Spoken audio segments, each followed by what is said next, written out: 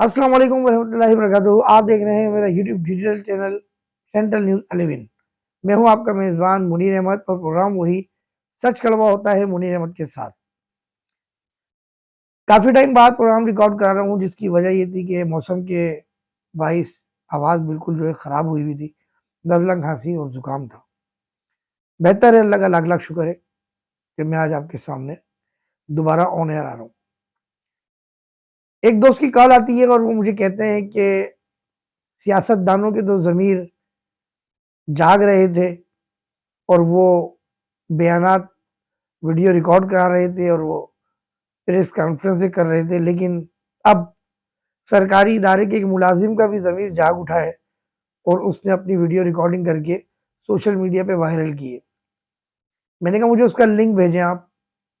तो उन्होंने जब लिंक भेजा, नाम उन्होंने नहीं बताया मजाक में, लेकिन जब उन्होंने लिंक भेजा तो वो तस्वीर देख के, वीडियो देख के ही मुझे पहले तो हंसी आने लगी और फिर दिल में ख्याल आया, सो चूहे खा के बिल्ली हज को चली। फिर मैंने वीडियो देखी। जिया साहब बैठ के कुछ तस्वीर दिखा रहे हैं और वो कह रहे हैं कि सिस्टम आज भी चल रहा है।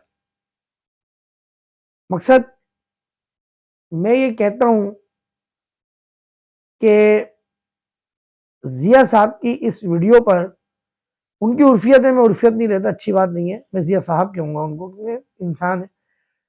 तो जिया साहब की इस हरकत पर, इस बयान पर, अब जब वो अरेस्ट हुए थे, जब वो अरेस्ट हुए थे तो उन्होंने अपना बयान रिकॉर्ड करवाया होगा यकीनन, जो अदालत में पेश किया गया होगा। लेकिन जो मैं ये बातें कर रहा हूँ ना, ये आपको कोई नहीं करेगा। जो मैं बातें कर रहा हूँ बड़ी गौर से सुनिएगा आप और इस वीडियो को ज़्यादा से ज़्यादा शेयर कीजिएगा। जिया साहब जब गिरफ्तार हुए भत्ता के केस में, जफर सुपारी के साथ, अमीन साहब के साथ और एक साहब और थे, कोई मुझे नाम नहीं पता, तो वो बयान के रिकॉर्ड हुए थे। तो जिया साहब का वो बयान तहकीकाती इदारे, चाहे वो इन्वेस्टिगेशन के एंटी करप्शन के हों, चाहे वो नेप के हों या दीगर हमारे तहकीकाती इदारे हों, क्योंकि दायरे उन्होंने आर्मी चीफ से भी अब मुतालबा किया, तो मैं समझता हूँ इसमें दीगर तहकीकाती इदारों को भी शामिल होना चाहिए। तो सबसे पहले तो वो इनका बयान निकलवाएं जो उन्होंने इन्वेस्टिगेशन के लिए दिया, बयान दौरान हिरासत। ठीक है, जो आईओ थे उनको बयान दिया होगा यकीनन, जो अदालत में भी पेश किया होगा वो बयान और ये इनकी वीडियो, उसमें से चेक करें कि कहां तजाद है। अगर आपको तजाद नहीं मिलते हैं तो मैं बताता हूं, जो बिल्डिंगें ये तस्वीर दिखा रहे हैं, ये बिल्डिंगें 6 महीने में नहीं बनी है। ये 8-8 मंजिला, 7-7 मंजिला जो बिल्डिंगें बता रहे हैं, ये एक एक साल में जो है ये बनी है और अब वो एलिवेशन भी तैयार है, फैमिली आबाद है। 1.5-2 साल हो गए, 1 साल हो गए। तो देखिए, ये सिस्टम जो था, जो जिया साहब के पास था सिस्टम, तो जो जिया साहब का जो सिस्टम था वो खत्म हुए तकरीबन, मैं समझता हूं निगरान गवर्नमेंट के आने से 1 या 2 महीने पहले खत्म हुआ है। तो सिस्टम का हिस्सा तो ये खुद भी थे। पूरा लियाकताबाद इन्होंने जो है वो 7-7 मंजिलों पर खड़ा कर दिया। नहीं तो ग्राउंड पर 3 और 4 सौ पर तामीरात नहीं होती थी जब से जिया साहब ने, मैं नाम बता देता हूं, जिया साहब के एक रिश्तेदार थे कामरान मिर्जा, मुझे नहीं पता उनके क्या रिश्तेदारी थी, लेकिन सुना है कि वो कोई रिश्तेदारी है इनसे। कामरान मिर्जा साहब पूरी डील करते थे, पैकेज पकड़ते थे। कामरान मिर्जा साहब के साथ ही लियाकताबाद के बिल्डर राब्ते में रहते थे। कामरान मिर्जा साहब के कहने पे ही छतें डलती थी, डेमोलेशन की गाड़ियां खड़ी हो जाती थी आगे। जिया साहब का सिस्टम था उस वक्त। आज जिया साहब कैसे कह रहे हैं कि ये सिस्टम चल रहा है? तो भाई, सिस्टम की शुरुआत तो आपने की थी जब सिस्टम ऑन हुआ था। अच्छा, एक और पॉइंट बताऊं आपको, ये कहते हैं मैं बी आई हूं और मैं पता नहीं कितने साल उन्होंने बोला कि मैं मेरे को इलाका नहीं दिया जा रहा और मैं बेकार बैठा हूं। जिस सोफे पे बैठ के ये बात कर रहे हैं, उस सोफे की कीमत जरा मालूम करके आए और ये आपको लालू खेत की मार्केट में सोफा नहीं मिलेगा ये आपको करीमाबाद पे नहीं मिलेगा, ये आपको गरीबाबाद पे नहीं मिलेगा, ये आपको गुलशन में नहीं मिलेगा, ये आपको डिफेंस में मिलेगा, ये आपको किलफ्टन की मार्केट में मिलेगा, जिस सोफे पे बैठ के वो ये सफाइयां पेश कर रहे हैं जिया साहब। तो जिया साहब ने जब ये सिस्टम लिया हुआ था, तो जब वो मंदिर आम पे नहीं आए, मंदिर आम पे वो आ जाए कि जब उनके हाथ से सिस्टम छिन गया। और इस बात से भी मैं इनकार नहीं करूंगा कि काम नहीं हो रहे या सिस्टम ऑन नहीं है, काम भी हो रहे हैं, सिस्टम भी ऑन है। डिस्ट्रिक्ट सेंट्रल आमिर कमाल जाफरी के पास इलाका है, मेरे अपने पास प्रूफ है कि मैंने दौरान तामीरात कंप्लेनें लगाई, अखबार में अपनी खबर छापी, उसकी कटिंगें मैंने लगाई, लेकिन उस पर एक्शन नहीं हुआ, क्योंकि वो सिस्टम चला रहे हैं। सिस्टम के जरिए आमिर कमाल जाफरी कोर्ट के नाम पर अपने कमरे में नहीं बैठते हैं, ठीक है, लगी नहीं होंगी कोर्ट में, मना नहीं कर रहा, लेकिन कोर्ट से आदमी 1.5-2 हद है, इससे ज्यादा केस नहीं चलता, हमें भी पता है कि 1 से 1.5-2 बजे आदमी फारिग हो जाता है। लेकिन आमिर कमाल जाफरी साहब जब उनके कमरे में जाया जाए तो बोलते हैं, उनका बाहर जो चपरासी बैठा होता है, जो एक अफसर नुमा चपरासी है, वो कहता है कि कोर्ट गए हुए। तो भाई कौन से कोर्ट गए हुए? अब इसकी भी पिटीशन दाखिल करें हम कि आमिर कमाल जाफरी साहब कोर्ट के नाम को बदनाम कर रहे हैं, जज को बदनाम कर रहे हैं। फिर वो जिया साहब कहते हैं कि सिंध सेक्रेटरीट से आए डीजीएसबी साहब, बड़े शरीफ आदमी है। ओ भाई डीजीएसबी से कहां से शरीफ हुए?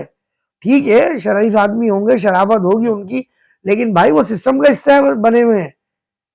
मैंने पहले भी कहा था 2021 में जब आग लगी थी, 22 में, 6ठे महीने और लेटर नंबर 40, ये इसी हिसाब खोड़ो साहब ने निकाला था, डीजी साहब ने, कि आग लगने के बाद, चेजप में जो आग लगी थी उसके बाद, ये पूरे कराची का सर्वे करके बताया जाए कहाँ का एग्जिस्ट है इमरजेंसी, कहाँ का नहीं है, कहाँ का फायर सिस्टम मौजूद है, कहाँ का नहीं है।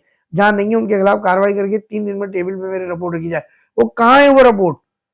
मैंने तो इसकी एप्लीकेशन भी लगाई हुई है। डीजी साहब से पूछा जाए कि उन रिपोर्टों का क्या हुआ। आज भी शहर में आग लग रही है, आज भी मॉलों में आग लग रही है, कोई जवाबदेह नहीं है। तो जिया साहब, ये जो आपने आज कबूलदारियां की हैं, कबूलदारी बोलूंगा मैं इसको, आपने कबूलदारी की है कि आप सिस्टम का हिस्सा थे, आप सिस्टम चला रहे थे। आज आपके हाथ से सिस्टम छिन गया, तो पहले आप वजीर बल्दियात के पास पहुंचे, जब वजीर बल्दियात ने आपको मुंह नहीं लगाया तो अब आप मीडिया पे आ गए। आप मीडिया पे आना आपका बेकार है। आपकी करप्शन की दास्तानें इतनी वसी हैं कि अगर मुझ जैसे लोग मीडिया पर आकर रोलाना शुरू कर दिए ना, तो सारे सोशल मीडिया पे आपकी रामलीला चल रही होगी।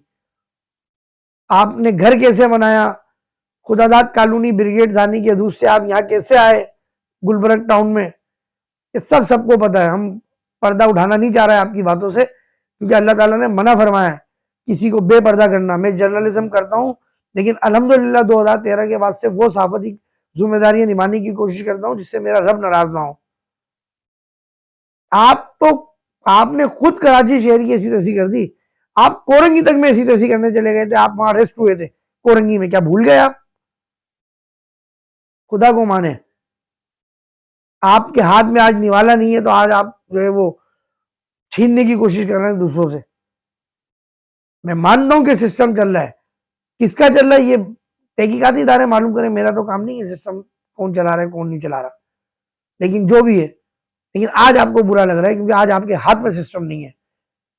आज आप नोटों की गड्डियां नहीं गिन रहे हैं, वक्त एक जैसा नहीं रहता। मैं इन लोगों से भी बोलूंगा जो आज ये सिस्टम चला रहे हैं, चाहे वो अफसरान चला रहे हो, चाहे वो कोई और बाहर बैठ के चला रहा हो, ये वक्त एक जैसा नहीं रहता। आज आपके पास वक्त आया, कल ये वक्त फिर हट जाएगा। और मैं फिर वजीर बल्दियात साहब से, वजीर आला सिंध साहब से, गवर्नर साहब से, सदर पाकिस्तान से और जितने इसके मुतल्लिका लोग हैं, मैं उनसे दरख्वास्त करता हूं कि सिंध बिल्डिंग कंट्रोल अथॉरिटी से करप्शन खत्म नहीं होगी। बेहतर यह है कि आप कवानीन चेंज कर दें, हालात को देखते हुए, शहर कराची के मामलात को देखते हुए आप सिंध बिल्डिंग कंट्रोल अथॉरिटी के बायलॉज चेंज कर दीजिए। मैं फिर बता रहा हूं, पहले भी बता चुका हूं, अगर कोई, पहले तो ग्राउंड पर 3 से कम आप नक्शा नहीं दें, छोटे प्लाटों पर, कम से कम ग्राउंड प्लस 3 का नक्शा दे दें आप। अब आ जाए आप उस नक्शा जो पास, मैं नक्शा पास कराने जाता हूँ वन विंडो पे या आपके डिपार्टमेंट में, तो मुझसे पूछा जाए कि आप सेंटर से जीना लेंगे या साइड से जीना लेंगे। मैं बोलता हूँ सेंटर से जीना लूंगा, तो आप डायरेक्ट बोले ग्राउंड प्लस 3 का जो चालान बनेगा वो 12 लाख रुपए का बनेगा, क्योंकि आपका जो डिपार्टमेंट पैकेज ले रहा है, जो आपके अफसरान पैकेज लेते हैं, वो 12 लाख रुपए का पैकेज लेते हैं ग्राउंड प्लस 3, 4 तक का। तो आप बोले 12 लाख रुपए का, ये आपके पास रेवेन्यू आएगा, ये आपके पास पैसा आएगा, और जो काम करेगा वो भी इज्जत से अपने घर के आगे बैठ के काम कर सकेगा, भले वो बिल्डर हो। अगर मैं बोलता हूँ नहीं मुझे साइड से जीना चाहिए, तो इसका मतलब कि मैं घर बना रहा हूँ, आप उससे पूछें आप सीओएस कवर करोगे, लाजमी खुली जगह कवर करोगे? वो बोले हाँ, तो आप उसका भी लमसम में एक चालान बना दें। कम से कम आपके अफसरान, दीगर लोग वो तामीरात करने वालों को ब्लैकमेल तो नहीं कर सकेंगे। आपको पता है, आप जो नक्शा पास करते हैं ग्राउंड प्लस 1 का, 12 लाख रुपए आपका डिपार्टमेंट पैकेज के लेता है। अखबार एनजीओ के नाम पे पैकेज निकलता है, पैसा जाता है कि अखबार एनजीओ वालों को पैसे देंगे, ठीक है। फिर लैंड इंक्रोचमेंट वाले आके पैसे लेके जाते हैं।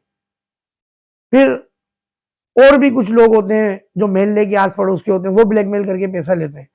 तो वो पैसा भाई आप ले लो ना, आप कवानीन को चेंज कर दें अपने, वो कवानीन चेंज करके, मजबूरी है कवानीन चेंज करना, वो कवानीन चेंज करके आप रेवेन्यू को इजाफा करें अपने। वो जो तामीरात करेगा वो घर के बाहर बैठ के इज्जत से काम कराएगा, किसी के हाथों ब्लैकमेल नहीं होगा। कवानीन को चेंज करें। करप्शन खत्म तब होगी जब कवानीन चेंज होंगे, वरना सिंध बिल्डिंग कंट्रोल अथॉरिटी, इससे करप्शन खत्म करना नामुमकिन बात है। मैं मान ही नहीं सकता कि आप इसमें करप्शन खत्म कर दोगे। मेरे इस चैनल को जिन्होंने सब्सक्राइब नहीं किया वो सब्सक्राइब करें, बेल का बटन जरूर दबाएं, ताकि मेरी नई वीडियो आने वाली जो होती है उसका आपको कमेंट्स का जो नोटिफिकेशन होता है वो मिल जाए नोटिफिकेशन। और अगर ये वीडियो मेरी आपको पसंद हो तो अपने दोस्तों और रिश्तेदारों को इसका लिंक जरूर शेयर कीजिए। अपना बहुत ख्याल रखिएगा। कैमरामैन अनस अब्बासी के साथ सेंट्रल न्यूज़ 11 से मुनीर अहमद को इजाजत दीजिए। अस्सलाम वालेकुम वरहमतुल्लाहि वबरकातुहू।